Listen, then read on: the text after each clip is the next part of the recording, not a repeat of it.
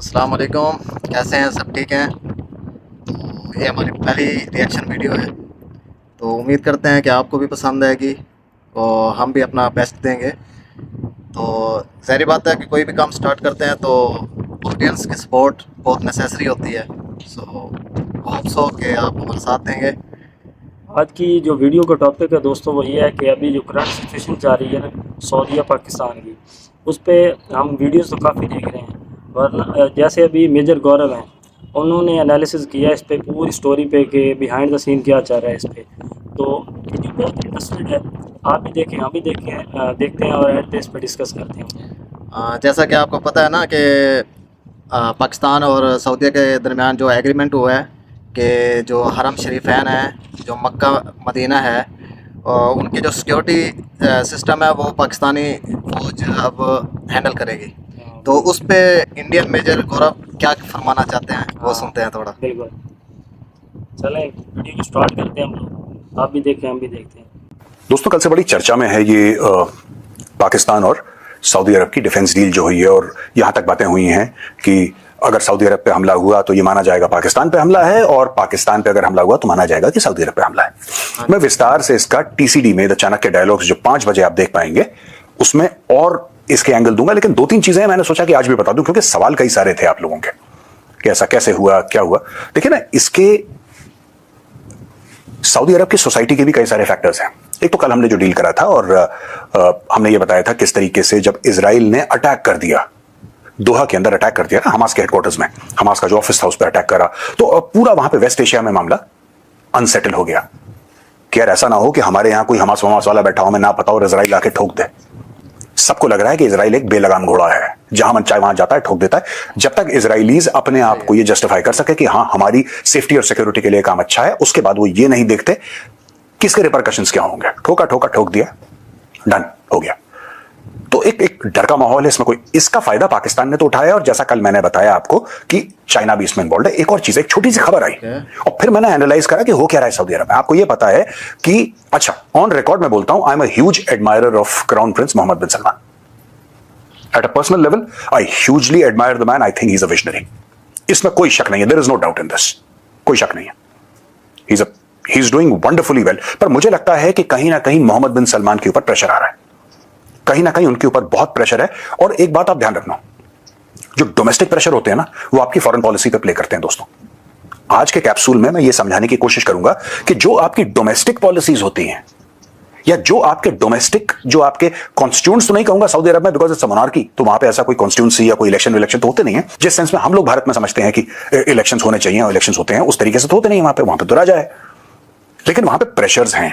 अब होता क्या है सऊदी अरब में कि क्योंकि तेल का पैसा बहुत है, बहुत ज्यादा तेल का पैसा, इफरात का पैसा है इनके पास, तो वो पैसा खर्च करते हैं लोगों के वेलफेयर के लिए। तो आप देखेंगे बड़े बड़े अच्छे अस्पताल हैं, बड़े अच्छे स्कूल हैं, सारी की सारी फैसिलिटीज हैं, और पूरी अरब दुनिया में जहां पे तेल है वहां पे आप देखेंगे कि स्टैंडर्ड ऑफ लिविंग सिर्फ जो वहां पे बादशाह हैं या शेख हैं उनका नहीं है, कॉमन लोगों का भी जो स्टैंडर्ड ऑफ लिविंग है वहां पे काफी ऊंचा है। कुवैत में जाएंगे आप, अलग लेवल का खेल चल रहा है वहां पे। अबू धाबी में जाइए, अलग लेवल का खेल चल रहा है। लेकिन इसके पीछे एक सच्चाई है दोस्तों, और ये सच्चाई जानना जरूरी है, तब आप समझ पाएंगे, तब आपको एक कॉन्टेक्स्ट मिलेगा। ये जो टाई अप हुआ है पाकिस्तान और सऊदी अरब के बीच में। खबर ये देखिए, Saudi Arabia shuts down music lounges इन रियाद। अब आप बोलेंगे साहब, सऊदी अरब ने जो संगीत के म्यूजिक लाउंजेस थे, वहां पे शीशा होता था, ये जो स्मोक करते हैं लोग और ये सब होता था, उसको बंद क्यों कर दिया, और उसका पाकिस्तान की डिफेंस डील से क्या लेना देना है? These are two separate things. नहीं दोस्तों, हर चीज इंटरकनेक्टेड है। बात यह है कि अब मैं आपको बताता हूं, इनिशियली जब ओसामा बिन लादेन और अल कायदा ने अमेरिकन वॉरशिप्स पे हमला करा, मैं 9/11 के पहले की बात कर रहा हूं, तो बोलते क्या थे, उनके मन में जो भी रहा होगा वो बोलते क्या थे? तो बोलते ये थे, राइट। और लगातार अगर आप देखेंगे एमान अल ज़ावेरी के स्टेटमेंट से, ओसामा बिन लादेन के स्टेटमेंट से, इसके स्टेटमेंट, जो भी कनेक्टेड था अल कायदा से, जो भी, उनके सबके पुराने स्टेटमेंट्स ये, हमारा सिर्फ ये है कि ऐसा कुरान में लिखा है कि जो सऊदी अरब का इलाका है पूरा, इस इलाके में या मुस्लिम लैंड्स में बाहर काफिरों की फौज नहीं रहेगी, और हम चाहते हैं कि अमेरिकन ट्रूप्स वहां से निकल जाएं। और आज की तारीख में भी मैं आपको बताता हूं, अगर आप किसी से भी पूछेंगे सऊदी अरब में कि आपका सबसे बड़ा दुश्मन कौन, they will say Osama bin Laden. Osama bin Laden और सऊदी अरब की रॉयल फैमिली की, बिल्कुल जिसको कहते हैं ना कि तलवारें निकल आएंगी, गर्दनें उतार दे, उस लेवल की दुश्मनी इनकी थी, उस लेवल की दुश्मनी, नफरत। और अमेरिकन से ज्यादा वो सऊदी अरब की रॉयल्टी को हेट करता था ओसामा बिन लादेन। अच्छा, ये तो बैकग्राउंड की स्टोरी है। बताने का ये मतलब है कि अमेरिकन फोर्सेस वहां पे नहीं रहेंगे सऊदी अरब में। और फिर आप पूछेंगे मेजर साहब गोल गोल घुमा रहे हो, मुद्दे पे हो। भाई यही मुद्दा है।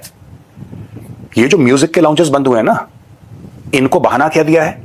बहाना ये दिया है कि साहब यहां पे खाना अच्छा नहीं मिलता था, यहां पे अनहाइजीनिक फूड मिलता था और लोगों की तबीयत खराब हो सकती थी, इसलिए हमने बंद कर दिया। यानी कि जो वहां पे खाना सर्व होता था म्यूजिक लाउंजेस में, क्योंकि म्यूजिक लाउंजेस में कोई खास शेफ आता है बनाने के लिए, वही खाना रेस्टोरेंट्स में, रेस्टोरेंट तो आपने बंद नहीं करे, होटल आपने बंद नहीं करे, आपने म्यूजिक लाउंजेस ही क्यों बंद करे? बात यह है कि एक तबका है अरब वर्ल्ड में, खासतौर से सऊदी अरब में, ठीक है, और ये बहुत ही हार्डलाइनर कंजर्वेटिव तबका है और इनको संगीत वंगीत कुछ पसंद नहीं आता। No, they don't like it. ये म्यूजिक चल रहा, लोग कंप्लेन करते हैं। अच्छा, लोग कंप्लेन करते हैं, किसी और देश में अगर होता है तो फिर 5 साल के बाद चुनाव होते हैं, आप सरकार को पलट दो, दूसरे बंदे को ले आओ, उसको मुख्यमंत्री बनाओ, प्रधानमंत्री बनाओ, आपका मैटर सॉल्व, आगे बढ़ो।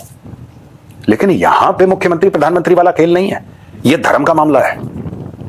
कल के अगर आप द चाणक्य डायलॉग्स देखें, वो 5 बजे वाला, मैंने उसमें क्लियरली बताया था कि साहब यहां पे अरब स्प्रिंग का डर है, अरब स्प्रिंग का डर है। अब सोचिए, ये जो म्यूजिक लाउंज बंद करे हैं जद्दा में, रियाद में, ये तो 2 बड़े शहर हैं उनके, जाहिर सी बात है। यहां पे जो म्यूजिक लाउंजेस बंद, ये शुरू क्यों होते म्यूजिक लाउंजेस? और crown prince Mohammed bin Salman के आने से पहले, सीन में आने से पहले, Saudi Arabia was an extremely conservative Muslim society, जिसको कहते ना कट्टर, एकदम कट्टर हार्डकोर कंजर्वेटिव थे। ये लोग मोटा पैसा देते थे, भारत के लिए भी दिया है कि यहां पे मस्जिद खोलो, यहां पे मदरसे खोलो। पाकिस्तान में भी, इंडिया में कितने मसाजिद बने हैं जो कि सऊदी अरेबिया के फंडेड है। सऊदी अरेबिया ने किसी देश में अस्पताल फंड किया हो ना हो, लेकिन कई सौ मस्जिद जरूर फंड करें, यह बात तय है, यह बात तय है, to spread their brand of Islam everywhere. और ये गलत नहीं है, क्योंकि भाई जब पैसा आया भारत के अंदर तो भारत की सरकार को पता था ना कि पैसा आया है। अगर इतना ही बुरा लगता तो मना कर देते तब, लेकिन भारत की सरकार ने भी अलाउ करा, जो पहले की सरकारें थी, उन्होंने बोला स्वागत है, आइए आपको मस्जिद खोलने हैं, खोलिए यहां पे। और मस्जिद खोलना कोई बुरी बात नहीं है। प्रॉब्लम यह है कि जब प्रिंस मोहम्मद बिन सलमान आए तो उनके दिमाग में एक बात खनकी, कि बॉस तेल तो खत्म होने वाला है, और एक बार तेल खत्म हो गया तो ये सारी की सारी जो अय्याशी है, जो ऐश है, जो लोगों के लिए इतनी बेहतरीन सड़कें बनाई हैं, ये फैसिलिटीज हैं, ये सब गर्क हो जाएंगी। आखिर सऊदी अरब है क्या? डेजर्ट के बीच में, रेगिस्तान के बीच में आपने गुलाब खिलाया है। आप ये समझ लीजिए सऊदी अरब ऐसा है कि रेगिस्तान के बीच में आपने गुलाब खिला दिया। अब वो गुलाब खिलाने में कितना पैसा लगा, कितनी मेहनत लगी? सिंपल सी बात है, पीने का पानी, छोटी सी बात है यार, पीने का पानी इतना महंगा, आपको पीने का पानी देना है ना लोगों को, नहाने का पानी, कपड़े धोने का, वाटर इज लाइफ। ये पानी यहां कहां से रहा है रेगिस्तान के बीच में? कोई तो ला रहा है पाइपलाइन से, कहीं ना कहीं से तो पानी आ रहा है। अब पैदा तो आप कर नहीं सकते पानी कि साहब मैंने पानी पैदा कर दिया। तो हर चीज में बिजली कैसे पैदा हो रही है, ये सारी की सारी जो चीजें हैं दोस्तों, ये एक पूरा नेटवर्क खड़ा करा गया सऊदी अरब में, और भी गल्फ कंट्रीज में, मैं सिर्फ सऊदी अरब की बात कर रहा हूं। लेकिन एक करार था सोसाइटी और रूलिंग फैमिली के बीच में। करार ये था कि हम आपको एक सर्टेन स्टैंडर्ड ऑफ लिविंग देंगे, आप हमें सपोर्ट करेंगे। लेकिन सोसाइटी कंजर्वेटिव है दोस्तों। अब तेल खत्म हो जाएगा, इसलिए वहां पे आईपीएल लेकर आओ, इसलिए वहां पे बॉलीवुड के डांसरों को नचाओ, वहां पे बॉलीवुड के सुपरस्टार्स को लाओ, सलमान को लाओ, शाहरुख को लाओ, ऋतिक रोशन को लाओ, अजय देवगन, पता नहीं कौन कौन गए वहां पे, टॉप स्टार सारे के सारे गए, मेल फीमेल सब लोग गए वहां पे परफॉर्म करा। वहां से पुशबैक आना शुरू करा, धीरे धीरे पुशबैक, कि नहीं यार ये हमारी सोसाइटी को सूट नहीं करता। एंड इट्स ओके, अगर अरब्स को नहीं पसंद है, सऊदी अरब के सिटीजन को नहीं पसंद है तो नहीं पसंद है यार। आपको बॉलीवुड नहीं, मुझे खुद नहीं पसंद, मैं तो इंडियन हूं, मुझे खुद नहीं पसंद बॉलीवुड का 99% मुझे बकवास लगती है, 99.1% फिर ठीक है, 99% बकवास लगती है। तो अगर उन लोगों को खराब लग रही है, या उन लोगों को ऐसा लग रहा है कि हमारे धर्म के खिलाफ है, तो बिल्कुल ठीक है यार, उनकी मर्जी है, नहीं देखना हो, अब जबरदस्ती बोलोगे नहीं। उनको नहीं आईपीएल पसंद है तो नहीं पसंद है। यहां पे आईपीएल की बात नहीं हुई, यहां पे बॉलीवुड की बात नहीं हुई, उन्होंने बोला म्यूजिक हराम है। आप देखिए, उन्होंने बोला म्यूजिक हराम है, हमारे घर के बगल में जोर जोर से म्यूजिक चलता है, हमें अच्छा नहीं लगता। यहां पे बिना महरम के, यानी कि इस्लाम में यह बोला गया है कि अगर औरत घर से बाहर निकलती है तो उसका हस्बैंड, और अगर उसका हस्बैंड नहीं हो तो उसका बाप या उसका सगा भाई, राइट, उसके साथ जाएगा, वो है महरम। तो बिना महरम की औरतें जा रही हैं, यहां पे लड़के लड़कियां, यहां पे ये सब हो रहा है, ये संगीत वंगीत चल रहा है, तो भैया ये सब तो हमें समझ में नहीं आता। अब नहीं समझ में आता तो इसका मस्जिदों से बैकलैश हुआ, मस्जिदों से बैकलैश हुआ दोस्तों। और ये सऊदी अरब की सोसाइटी में ये जो अंदर से भूचाल आ रखा है ना, the conflict between traditional and modern, इसका रिस्क कोई नहीं लेना चाहता। अब आप बोलेंगे साहब ये सब तो हमें बात समझ में आ गई, लेकिन ये ओसामा बिन लादेन को आप बीच में क्यों लाए? दोस्तों मैं आपको फिर याद दिलाता हूं, ओसामा बिन लादेन ने क्या बोला था कि मुझे अमेरिकन ट्रूप्स नहीं चाहिए सऊदी अरब में। अगर आपको अमेरिकन ट्रूप्स नहीं चाहिए सऊदी अरब में, राइट, और लोग ऑब्जेक्ट कर रहे हैं, और मौलाना मुल्ले मौलवी ऑब्जेक्ट कर रहे हैं, हार्डलाइनर्स ऑब्जेक्ट कर रहे हैं, और आज से नहीं बहुत समय से ऑब्जेक्ट कर रहे हैं, तो फिर आप किसको लेकर आएंगे? तुर्की को आप ला नहीं सकते क्योंकि तुर्की और आपके बीच में वर्चस्व की लड़ाई है। तुर्की कहता है we are the leader of the Muslim world, ये भाई साहब लोग कहते हैं क्योंकि हमारे पास तेल है मक्का मदीना, इसलिए we are the leader of the Muslim world. दूसरी फौज बड़ी ईरान के पास है, ईरान के साथ आपकी वैसे नहीं बनती चाहे चाइना ने सुलह कर ली हो, लेकिन ये जो शिया सुन्नी वाला मामला है और जियोपॉलिटिकल मामले हैं आपकी उनसे बनती नहीं है। आपको चाहिए गुलाम, आपसे मेरी मुराद यहां पे सऊदी अरब है। आपको चाहिए गुलाम, गुलाम जो सर झुका के आपके हुक्म की तामील करें। दोस्तों इसीलिए ये डिफेंस डील साइन हुई है। पीछे खड़ा है चीन, इसमें कोई शक नहीं है कि चीन पीछे खड़ा है, चीन के आशीर्वाद से हुआ है, अमेरिका को चेकमेट करने के लिए जो भी उनकी थ्योरी है पीछे, that is all very good. But finally Saudi Arabia ने पाकिस्तान को चूज क्यों किया? इसलिए चूज किया क्योंकि पाकिस्तान सवाल नहीं पूछता। और आप देख लेना दोस्तों, मैं आपको मतलब ऐसा नहीं कि मुझे 100% है, लेकिन मेरे दिमाग में चीज जो है ना, एक दिमाग में चीज आ रही, मेरी बार बार आ रही है जो कि निकल नहीं रही।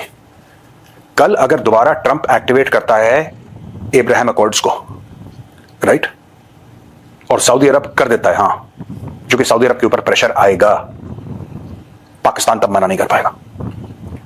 पाकिस्तान मना नहीं कर पाएगा क्योंकि पाकिस्तान ने ऑलरेडी $6 अरब पकड़ लिए हैं, मोटे पैसे। और पाकिस्तान क्या एक्सपोर्ट करेगा यार?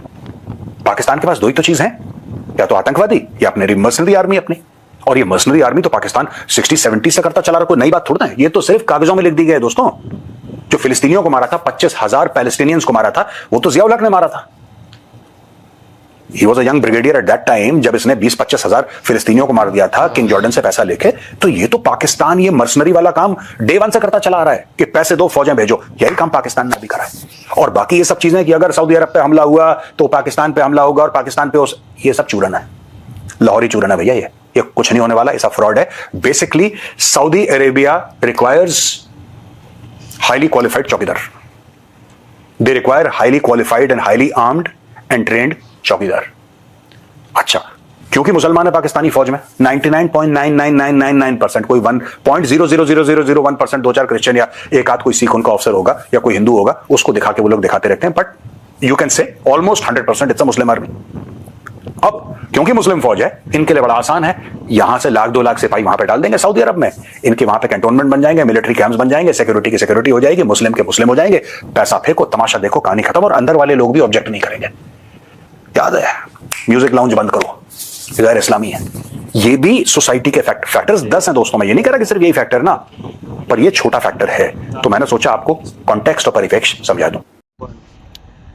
अच्छा जी, अभी देखते हैं इसका एनालिसिस क्या करें हम। जैसे मेजर गौरव साहब ने कहा है जी, सबसे पहला पॉइंट तो उन्होंने अच्छी बात की है कि इजराइल जो बातें कर रहा है वो जैसे उठता है किसी पे भी उठ के हमला कर देता है। वो बेलगाम घोड़ा तो वाकई बना हुआ है। वो बेलगाम घोड़ा हम नहीं कहेंगे, हम उसे कहेंगे पागल कुत्ता। पागल कुत्ता बना हुआ है, वो उठता है किसी को भी काट देता है। जब उसे फिर इंजेक्शन मिलता है फिर वो वापस भाग जाता है। तो वाकई बेलगाम घोड़ा भी कह लो या पागल कुत्ता कह लो, जो आपको सूट करे आप वो कह लो। असल में ये है कि सऊदीया ने जो एग्रीमेंट ये किया है डिफेंस में, कुछ इसलिए भी किया है कि अभी इसराइल की जो सिचुएशन है, कतर अभी डायलॉग करवा रहा था। जो बंदा थर्ड पार्टी होती है, जो मुज़ाकरात करवा रहा होता है, जब वो उस पर अटैक कर सकता है तो वो किसी भी कंट्री पे कर सकता है। इसलिए अपने डिफेंस को सेव करने के लिए इनको बेस्ट ऑप्शन पाकिस्तान ही मिला, क्योंकि ब्रदर मुल्क है इनका, ट्रस्ट भी उन्हीं पे कर सकते हैं। माजी में भी पाकिस्तान ने काफ़ी साथ दिया है इस्लामिक कंट्रीज़ का। तो इसलिए इन्होंने ये वायदा किया ताकि कल को अगर कोई भी इंसिडेंट होता है तो पाकिस्तान आर्मी जो है वो फुल सपोर्ट करे। और आपको पता है कि ये जो 2-3 मकामात हैं पाकिस्तान को, ये जितने भी एज अ मुस्लिम हम लोग हमारे लिए कितने अहमियत रखते हैं वो आप सब बेहतर जानते हैं इस चीज़ को। ऐसे ही है जैसे गौरव साहब कह रहे हैं कि पाकिस्तान को सऊदीया को हाईली क्वालिफाइड चौकीदार चाहिए थे, तो इसलिए उन्होंने लिखा है। ऐसा नहीं है, क्योंकि सबको पता है अगर हिंदू भी है उसे अपनी जो उसकी इबादतगाह मंदिर है उसे वो मतलब पसंद है, वो उनके डिफेंस के लिए कुछ भी करेगा। मुस्लिम है हमारा जो है वो मक्का मदीना है, तो उसके डिफेंस के लिए हम भी कुछ करेंगे। ऐसा ही है ना, कोई भी मतलब क्रिश्चियन है वो अपने गिरजा घर के लिए कुछ करेंगे, तो ऐसा नहीं है कि मजहब उन्हें से बढ़ के कुछ भी नहीं होता। मजहब से बढ़ के धर्म हर किसी का सेम है। हाँ। तो उम्मीद करते हैं आज की वीडियो आपको पसंद आई होगी। कोई भी अगर क्वेश्चन करना चाहते हैं तो कमेंट सेक्शन में ज़रूर कर सकते हैं। मिलते हैं नेक्स्ट वीडियो में, तब तक के लिए।